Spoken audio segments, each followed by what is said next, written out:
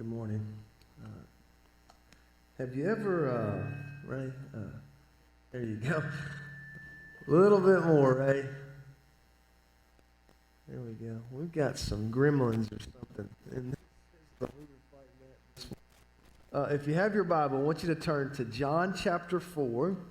John chapter 4. Today, we're in week 2 of this series that we're calling Signs, and we started last weekend. Just to get about on the same page, the dictionary defines a sign as an object whose presence or occurrence indicates the probable presence or occurrence of something else. Another way to think about it is that the purpose of a sign is to identify, to advertise, and to give direction. So the sign, in and of itself, no matter how attractive, no matter how engaging it is never the main thing. The purpose of a sign is always to point you to something else that you need to know, and in most cases, it's something better. So as we talked about last weekend, as you drive around, as you go about your daily life, you see all kinds of signs, but probably the most frequent signs that we encounter are road signs.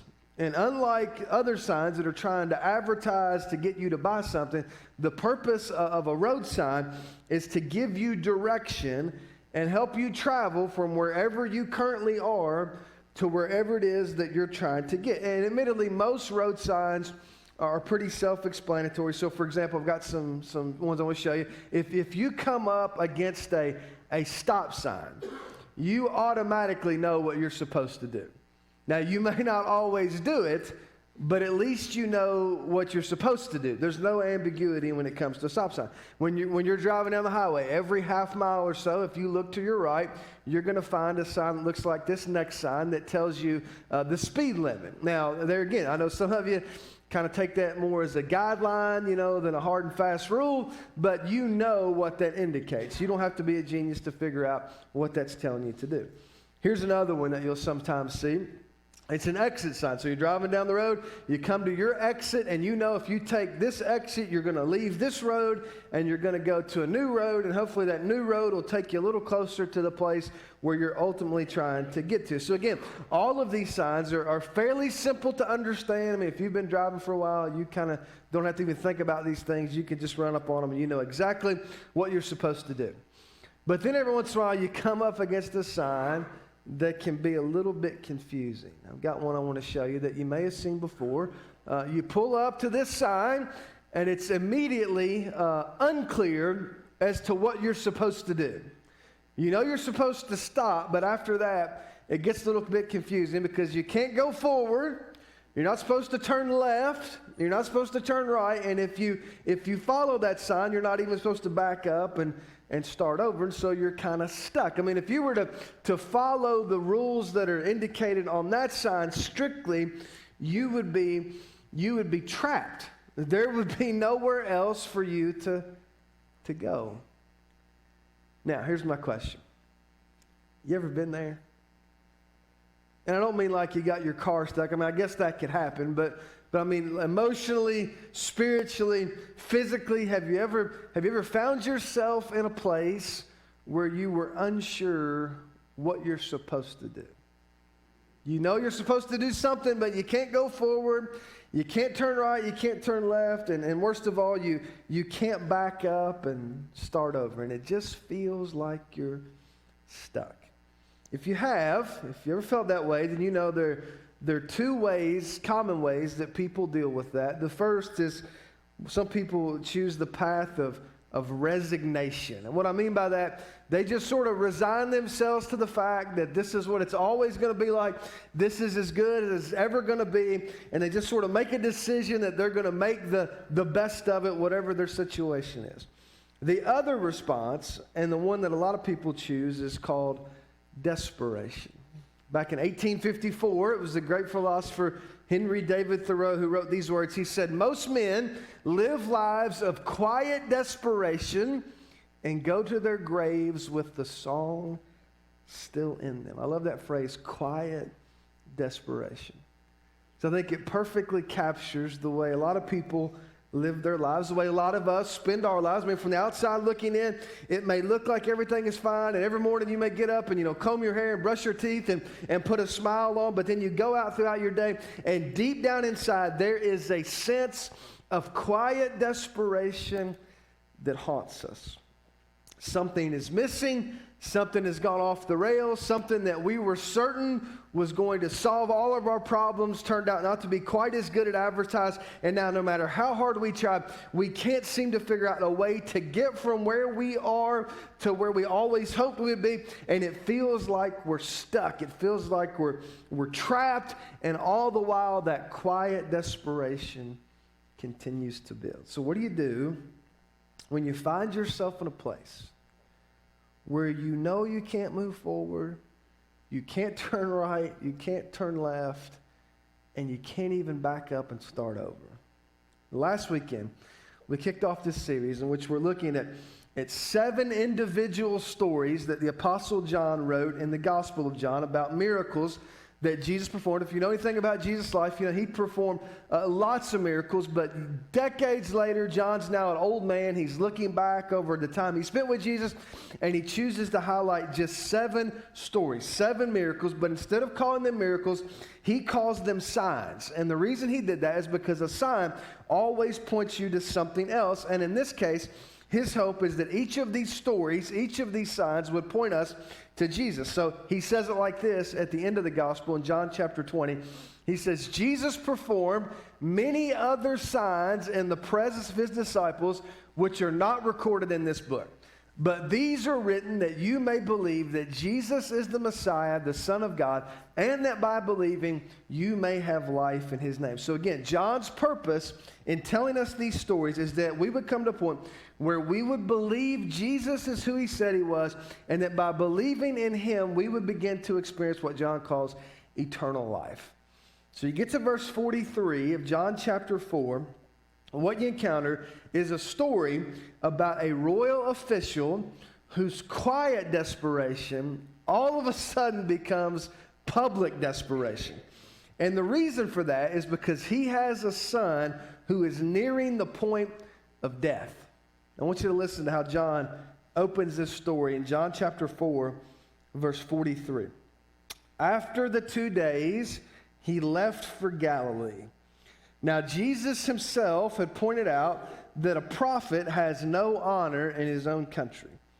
When he arrived in Galilee, the Galileans welcomed him. They had seen all that he had done in Jerusalem at the Passover festival, for they had also been there. So just as a side note, the Passover festival was one of 3 Jewish festivals that every Jewish person was expected to attend inside the city of Jerusalem. And so Jesus had gone there, and many of the people from Galilee had also gone. And while he was there, he did a lot of things that would get a lot of attention. So if you back up to John chapter 2, you can read about how Jesus cleared the temple. He goes into the outskirts of the temple, the outer lobby, and he flips over the tables, and he takes a bullwhip, and he drives out the money changers who were there to rip off the people who had come to worship God. So that was the kind of thing, if you did that, everybody would be talking about that.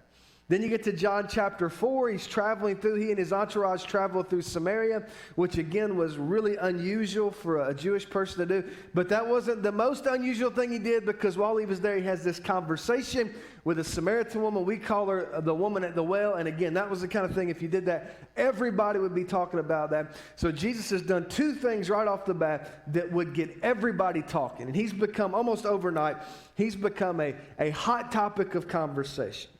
So when you get to verse 43, Jesus decides it's time to go back to Galilee, which was kind of like his home base for all of his ministry. But this time, it's different. See, like before when he was there, he was just this unknown rabbi that was sort of, saying some weird stuff and kind of roaming the countryside. But now that he's been gone, in the intervening time, he's become sort of this minor celebrity. And he's somebody that everybody is talking about. But underneath all those conversations that are surrounding who he is, people are trying to figure out, what are we supposed to make of this guy? I mean, he left. He was one thing. We've heard about all these things he did. We heard about these miracles he performed. He cleared out the temple. He talked to some lady he's not supposed to talk to. And everybody's trying to figure out, what are we supposed to do with this guy? They're uncertain as to what to think of him. Now, skip down to verse 46. Once more, he visited Cana in Galilee, where he had turned the water into wine. So if you're here last weekend, we talked about that. And there was a certain royal official whose son lay sick at Capernaum. When this man heard that Jesus had arrived in Galilee from Judea, he went to him and begged him to come and heal his son, who was close to death. Now, if you were here last weekend, we talked about the first sign. Jesus goes to the wedding reception. He turns the water into wine. And this is the same little village. I mean, maybe a couple hundred people live there. So you can rest assured, here comes Jesus, and everybody remembers what he did before. And so everybody's watching with breathless anticipation, wondering what he might do for an encore. So he goes back to that same little village. At the end of verse 46, John says there's this royal official who comes to meet him. We don't know anything about him, but the word that John uses indicates that he held some sort of important position. He worked directly for King Herod, who was the ruler over that region. So maybe he's a military officer, maybe he's a cabinet member, maybe he's a chief of staff for the king, but whatever he is, he's a man of influence and authority. He's the kind of guy, if he showed up on the scene, I mean, if he rode up on his horse, everybody would stop what they were doing and they would notice and take note of what he was doing. But in this instance, he's really none of those things, because he's been reduced, instead of being the earthly representative of a king, he's been reduced to a loving father who's desperate to see his son healed. You get to the end of verse 47, John says he was close to death. And the way that's written in Greek lets us know that however old his son was, the clock was ticking. Time is running out. And so the closer his son gets to the end, the more desperate he becomes. Some of you know what it's like to have a child that's deathly ill. Some of you know what it's like to lose a child. And you felt the indescribable pain that comes with a loss like that. And the people who have walked through it will tell you there is no pain like the pain of a parent who loses a child.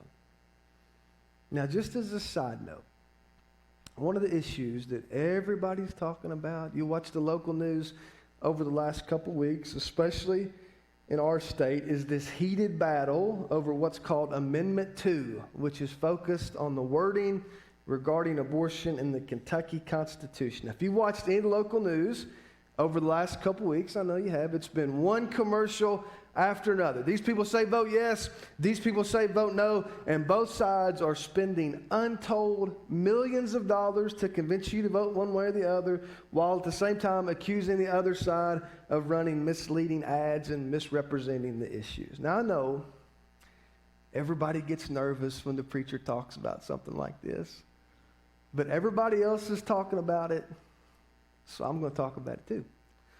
If you've watched any of those commercials, or if you've read any of those articles that have talked about this, do you know the one thing they never talk about?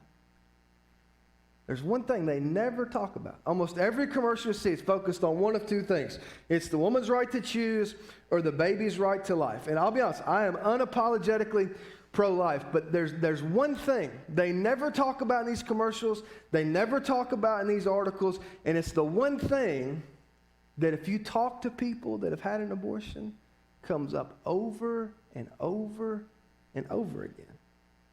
And what that is the long-term devastating effects on the mother who has the abortion. The regret, the shame, the what-if questions that will never be answered. I mean, you go have a conversation with somebody that's had an abortion, and I have these conversations a lot, and that's the one thing they talk about over and over and over again.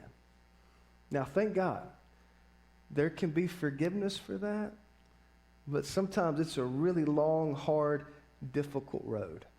And everybody wants to talk about the politics of it and who has the right to do what. But I am telling you, at the most basic level, this is not a question about which party you vote for and your political leanings and who has the right to do what. This is a question that involves real people that have to make some really tough decisions and then have to live with the consequences of those decisions. And it's hard to explain. But if you're a parent, you know there is something that is hardwired in you that makes you want to do anything you can to protect your child. And that's why it says this royal official in the story begged. He didn't ask. I mean, this is a guy that works for the king, and he goes to Jesus, and he begs Jesus to come and to heal his son. And the way it's written in Greek means this was not a one-time ask. This was a repeated, persistent action. He was literally, this man of influence is literally begging Jesus to do anything he can to come and save his son. Now, here's my question. What do you do when you find yourself at the end of the road and you don't know where to turn? What do you do when you can't move forward, can't turn right, can't turn left, and you can't back up? Well, as you look at this story, there are three things, three signposts that you see. If you want to write these down, you'll find a spot on the app or on your bulletin. Here's the first signpost. It's the word humility. So you look at this story, you'll see that humility expresses itself in two different ways. First, you see it when this royal officer does something that a lot of us have a hard time doing, and that's that he admits defeat. Now, there's a lot of things we don't know about this guy, but one of the things we do know is that this guy in the story was somebody who won a lot more than he lost. Here's what I mean by that. You don't get to be a royal official if you're a loser. So one of the things we know, this is a guy that has a lot going for him. He's smart, he's powerful, he's politically connected, he's probably wealthy, at least in comparison to the people that live in his community. I mean, this was a guy who over time had accomplished a lot of great things, climbed the ladder of success, and accumulated a lot of wins. Some of you have the same problem. And here's what I mean by that. When you've been successful, when you climb the ladder, when you've set out to accomplish something and you've won more than you lost, it can become really hard for you to recognize that you're losing. I mean, when you're convinced yourself that you're smarter and stronger and more connected and more successful than anybody else around you, it's easy to convince yourself that if just given enough time, you'll figure out a solution to solve any problem. But that's not true. And thankfully, the father in this story realized he had run up against a problem that he couldn't solve. And so he did the second thing that you see, he asked for help. He admitted defeat, and then he asked for help. So you go to the end of verse 46. John casually mentions that this royal official and his family lived in Capernaum. I'm going to show you this on a map. And this conversation took place in Cana. So if you see there, right there on the northern shore, the Sea of Galilee is Capernaum, and then down there to the southwest is Cana, just a couple miles north of Nazareth, where Jesus was from. And so if you were to put the scale on this, it's about an 18-mile journey from Capernaum to Cana. If you were walking it would take you about 6 hours, but this is a royal official, so he's probably got a chariot. So even then, it's probably a couple hours journey from where he lived and where his son was on his deathbed to where Jesus was hanging out in Cana. Now keep in mind, this was the kind of guy that usually sent for people and they came to him. But in this instance, he goes to Jesus. And why would he do that? He did it because he heard a rumor that Jesus might be the kind of guy that could solve his problem. And so, rather than hanging on to his pride, he admits defeat and he asks for help. You know what the first step in any type of recovery is? It's to admit you've got a problem that you can't solve. Now, here's the second signpost you see in this story. It's trust to take the first step. So you get to verse 48, and Jesus responds to this guy's question, and he says something that at first sounds kind of cruel, but don't misunderstand. Just look at what he says. Verse 48, Jesus said, unless you people see signs and wonders, you will never believe. Now keep in mind, by this point, Jesus is a minor celebrity, so everywhere he goes, people are crushing in around him, demanding that he perform some kind of magic trick before they listen to him. So when Jesus responds in verse 48, if you look closely, he says, you people, he's talking to the group. He's addressing the attitude of the group, not just this heartbroken father.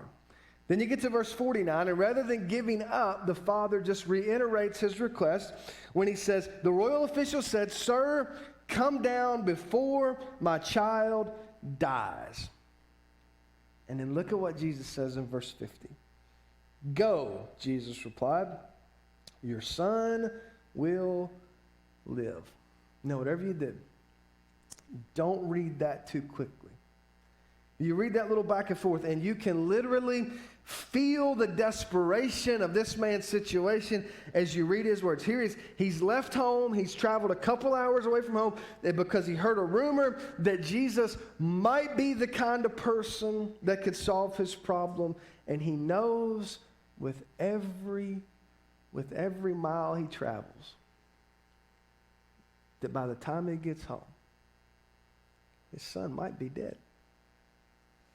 I mean, when your son is on his deathbed and they say he's getting closer and closer to death and you decide to leave and go on a journey, by the time you get back, your son very well might have taken his last breath and it might be over. But then Jesus looks at him and he says, go, your son will live. You almost wonder like if the dad didn't think maybe he misheard Jesus. Like, wait a minute, what now, You want me to do what? And where do you want me to go? And what is that? I mean, historians tell us that in every instance of healing in the ancient world, the person doing the healing had to actually go to the person being healed and lay their hands on them. But Jesus doesn't do it. He's 18 miles away, and he just sort of nonchalantly says, hey, just so you know, it's going to be okay. You go on to do your thing because your son is going to live. So he's got a command, and the command is to go. And the promise is that his son is going to live. But here's what I wanted to get to. For a moment, put yourself in this dad's shoes. Jesus has just told him that, hey, he says, go on about your business because your son is going to live. But make sure you catch this. At this point, this father has absolutely no evidence that Jesus has done anything. All he's got is this guy that he doesn't really know much about has told him it's going to be okay. And then, there's no evidence to indicate it. It's not like he can get on his cell phone and, I got a text message from mama that says, Junior's feeling better, all these smiley face emojis. I mean, there's none of that. I can get on FaceTime and see for yourself how your son's feeling. All of that. I mean, there's none of that. And all he has is this word, this promise from this guy that he really doesn't even know. And all he can do in that moment is take Jesus' word for it. And make sure you catch it. That's the whole point of this story. That's it. One writer described it this way. Jesus created a dilemma of faith for this father. He was forced to make a difficult choice between insisting on evidence and thus showing disbelief and of exercising faith without any tangible proof to encourage. When you boil it all down, take away all the emotion, all the desperation undergirds this story, and this is what you have. Jesus is asking his father to trust him despite a profound lack of evidence. It's almost as if Jesus said to him, hey, I'm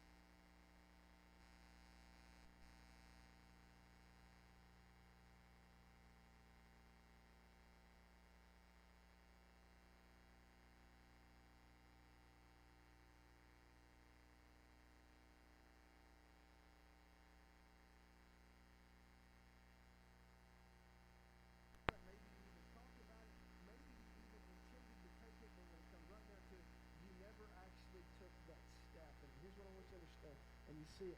And you see it perfectly illustrated in this story. You never experience the miracle until after you've taken the first step. You never get the miracle and then take the step. The step always comes first.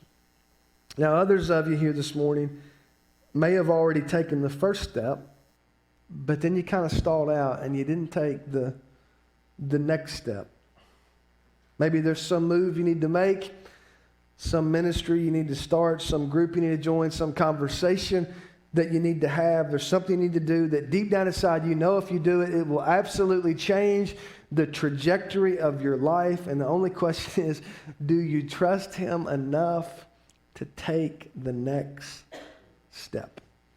I've got one more road sign I want to show you that some of you have seen. Go to the next one, yeah. We saw this sign a lot on our trip to Eastern Kentucky. This is not one that I enjoy seeing when I'm driving, but I do think it perfectly captures the way life works for most of us. See, here's the deal. Rarely is the road ahead like smooth and straight. If we were to go around the room, everybody talk about, tell us your story, it would be amazing how curvy and how up and down it can get. It goes one direction, then it cuts back a different direction, and then you go up the mountain, then you go down the mountain, and it just sometimes it feels like it's almost spinning out of control. But here's the thing. No matter how curvy the road is, you have to keep moving forward. You have to trust Jesus enough to take the next step. And then once you take the next step, there's always a step that comes after that. And rarely do you see those things in conjunction with one another. Usually it's one step at a time. That's how it works. It's one uncertain step after another. But then as you take those steps, the strangest thing starts to happen. And in the most unexplainable ways, miracles start to happen. Doors that you thought were permanently closed suddenly fly open. Relationships that you thought were forever broken are restored. Addictions are broken. People are healed. Sins are forgiven. Broken hearts are put back together. And desperation moves into celebration. But the only way any of that happens is if you take the first step followed by the next step. I want you to stand with me. We're going to close today, sing a couple songs. And as we do, if you want to pray with somebody, you want to talk to somebody, you have questions about what your next step looks like, we're here. Dave and I will be glad to pray with you, be glad to talk with you. You just come down and meet us on this front row.